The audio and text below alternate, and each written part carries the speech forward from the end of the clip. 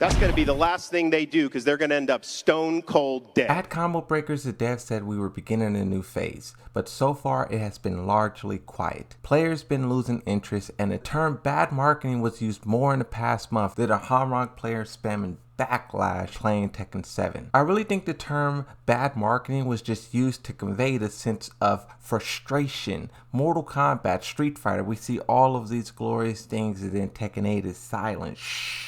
But lately I've been processing how much Tekken 8 has revealed since it was revealed 10 months ago. In the playlist for Tekken 8 on the Bandai Namco Entertainment, there is 21 videos in there. For comparison, Tekken 7 has 74. I think this is just one example of how much Tekken 8 has actually shown us and given us, and in this video I just wanted to try and put my final thoughts on everything. When Tekken 8 was first shown, we saw the rain, Kazuya and Jin. It looked spectacular. That trailer blew our minds, and really it kind of like changed our perspective of what Tekken is and can forever be. The character models being built from scratch. All of the characters look good, some better than others, definitely, but overall, the fact that we're focusing on hair and cheekbones, it just shows how good Tekken 8 actually is. For Jun Kazama, the way they're mixing in the unknown stance and also Jun Kazama losing health, like her fingers turn purple. She loses health if it's blocked. If it's hit, she loses health and then she steals health.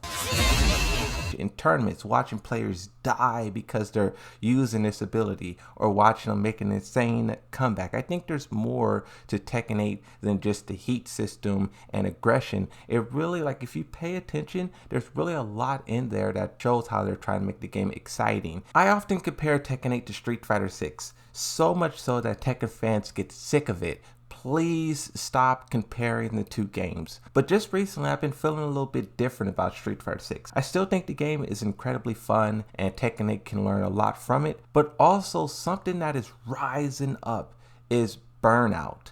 I've been feeling a lot of burnout because the game is just so fast paced. You're always pressing buttons. You're always thinking about this, about that. You're just constantly going, and you feel burnt out after an hour, 2 hours of playing. Feeling burnt out in Street Fighter 6 made me so humble and respect what Tekken has, the gameplay it has so much more. Because, you know, I was a defender of more aggression, and I don't really like the footsies and how it drags down tournaments. Every match comes down to the clock and yada yada yada. But I see now that increasing the pacing of the match also has drawback as well. This is something I'm going to be paying attention to in Tekken 8 is the pacing of the match. But also, you have the heat system controversy. Some players say the heat system ruined Tekken 8. And it's crazy because we haven't even played the game yet. So how can you say the heat system ruined it? I think there is a lot of overreactions, but also I do think the developers did a poor job of explaining it. They made it seem like sidestepping, movement, punishment.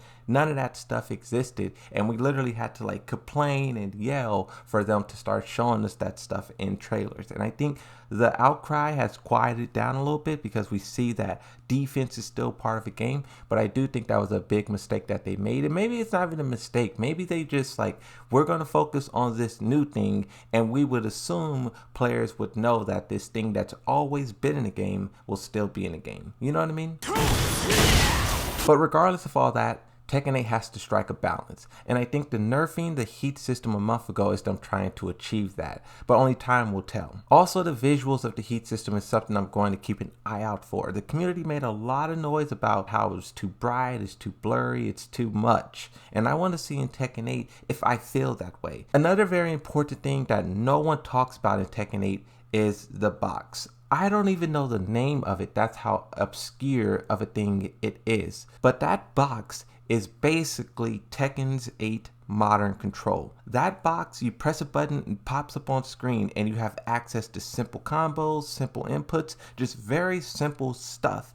And Harada said, yes, that's for beginners, yes, that's for new players, but it's also for the best of the best. An example that he gave from his mouth, he said Ni would use this in tournaments to do maybe a more consistent combo. And I think this is a perfect opportunity for me because I play Yoshimitsu. Yoshimitsu is my bread and butter, but since there's there's no Yoshimitsu in this closed network test, I am going to be relying purposely on this box and see how well it teach me each characters. When Street Fighter 6 first came out, motor controls allowed me to bounce between so many different characters with ease, and it also allowed me to learn the game and the mechanics very easy. There is some goods and some bads to these easy mechanics, and I want to see how well this box works in doing that.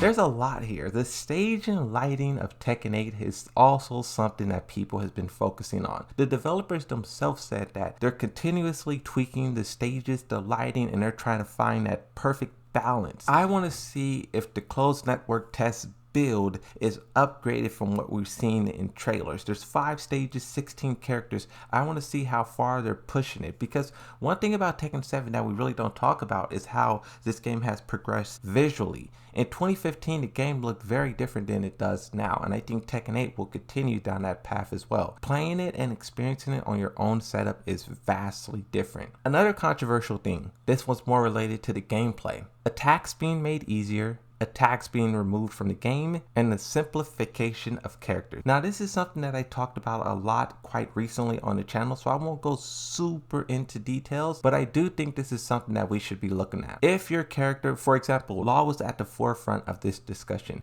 If you're a Law main, I want you to go into there, see what's missing, what's there, but also see how it feels. If they took out the back 2-1 plus 2 quarter circle forward, don't just get upset, but see how does he play without that. That's what I want to see out of like a lot of these characters. I think Tekken is a very complicated game. Sometimes it's overly complicated, and this is just something else we should be keeping an eye out for. You know, it was a big discussion, and I